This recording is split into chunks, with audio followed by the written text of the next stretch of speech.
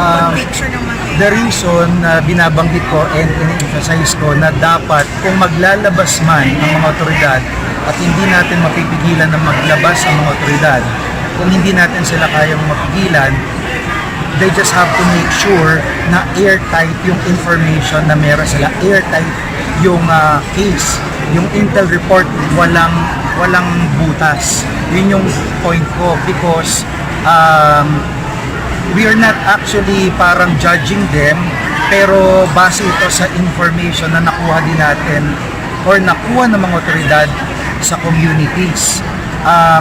Prior to this, alam naman natin lahat na naglabas na ng initial list ang presidente nung siya umupo, and of course I'm sure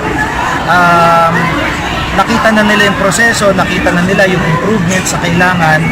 Ngayon, yung mga improvements na yon dapat ma-apply, and again, in-emphasize ko na kung maglalabas man, better na talagang kompleto, walang butas yung information na mailalabas, dahil kawawa yung mga kasahan na hindi naman talaga kasangkot. So, okay ako na ilabas as long as kompleto yung information, airtight yung information na hawak nila, at wala talagang maibubutas dun sa information na mailalabas sila.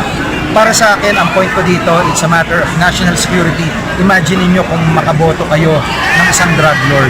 Number two, it's a matter of public interest. Dapat alam natin kung sino yung tamang leaders na iboboto natin para hindi naman mapariwara yung bansa natin.